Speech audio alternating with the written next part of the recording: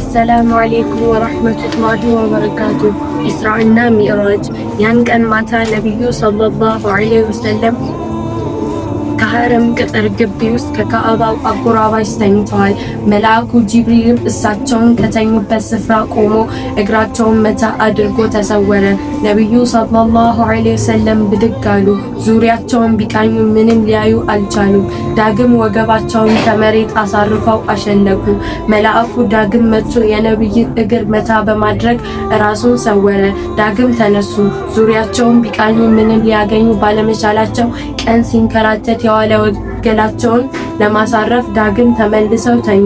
መልአኩ ለሶስተኛ ጊዜ ብቅ አለ። ነብዩ ሰለላሁ ዐለይሂ ወሰለም በእንቅልፍ ጭልጥ ብለዋል። እግራቸውንም መታ አደረገው። እሳቸውም ብንን ብለው ተቀመጡ። ጡንቻቸውን ይዞ አቆማቸው። ከወደ መስጊዱ መውጫ እዟቸው ይሄድ ጀመር። ነብዩ ይከተሉታል። ከመስጊዱ ሲወጡ የፈረስ ቅርጽ ቢኖረውም ቁመቱ ከአህያ ትንሽ ከፍ ይላል። ወገቡ ላይ ተገጥመው የሚታዩት ሁለቱ ክንፎቹ ውበቱን አድምቀውታል። ነቢይ ከተዘጋጀላቸው መጓጓዣ ወደ ታቀደላቸው ስፍራ ሊጓዙ ገና በመውጣት ቢጠጉ ፍጥረቱ ወይም ቡራቁ ተርበተበተ፣ ተንዘፈዘፈ፣ ተንቀጠቀጠ፣ እንዲያውም ተወራጨ። እንዴታ ነቢዩን ሊጭነዋ እድል ቀንቶታል። እንዴት አይንቦራጨቅ! ሁኔታውን ሲመለከት የነበረውም ጂብሪል አደብ ግዛ እንጂ እንደው በነቢይ ነው እንዲህ የምትሆነው? ነቢዩን ያህል ክቡር በጀርባ ተሸክመ አታውቅ ብሎ ወቀሰው። ነቢዩ ከቡራቁ ተቀመጡ። ጉዞ ተጀመረ። ቡራቁ በየእርምጃው አድማሳቱን ያቋርጥ ጀመር። ከመሃል መንገዱ ከአሸዋማ ስፍራ ከዘንባባው አውድማ ቡራቁ ቆመ። ሙሐመድ ሆይ እዚህ ጋር ውረድና ስገድ ብለው በውዲቅቱ ሌሊት ጅብሪል አዘዛቸው። ነቢዩም ወርደው ሰገዱ። ይህን ስፍራ ታውቀዋለህን? ጅብሪል ጠየቃቸው። አላውቀውም አላህ ይወቅ ብለው መለሱለት። አለይሂ ሰላት ወሰላም ይህ ስፍራ የፍሪም ይባላል ጠይብ ብሎ ነገራቸው። ጉዞ ቀጠለ። አድማሱን እየነገዱ ከአንድ በረሃ ደረሱ። ቡራቁ ቆመ። ሙሐመድ ሆይ እዚህ ጋር ውረድና ስገድ ብሎ በውዲቅቱ ሌሊት ጅብሪል አዘዛቸው። ነብዩ ወርደው ሰገዱ። ይህን ስፍራ ታውቀዋለህ ብሎ ጅብሪል ጠየቃቸው። አላውቀውም አላህ ይወቅ ብሎ መለሱለት። አለይሂ ሰላቱ ወሰላም ይህ ስፍራ ወዲያን ይባላል። ሙሳ ከተቀመጠበት ጥላ ስር ነው የሰገድከው ብሎ ጉዞ ቀጠለ። ቡራኩ ይከንፋል። ከቅስፈት ብዙ ሺህ ኪሎ ሜትሮች ይምዘገዘጋል። ቡራቁ ድንገት ቆመ።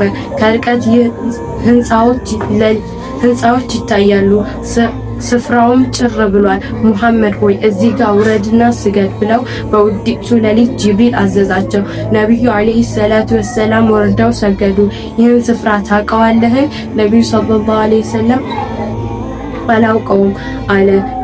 አላህ ይወቅ አሉ። ይህ ስፍራ ቤተልሔም ይባላል።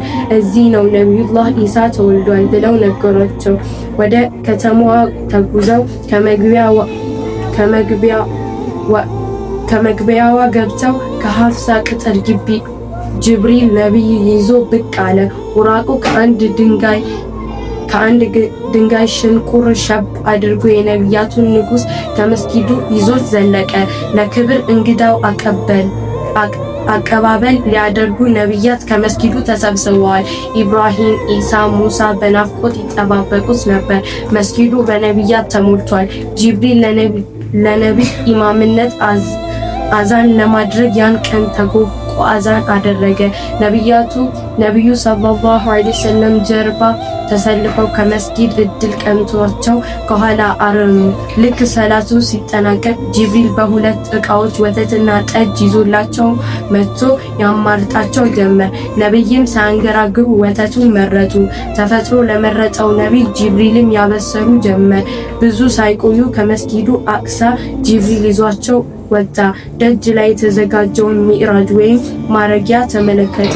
ውበቱ ፍጥረቱን ሁሉ ይልቃል። እዛ ላይ ነብዩ አስቀመጣቸው። ሚዕራጁ ተንቀሳቀሰ። ጉዞ ወደ ሰማይ ሰማያት። ሰላም አለይኩም ወራህመቱላሂ ወበረካቱሁ።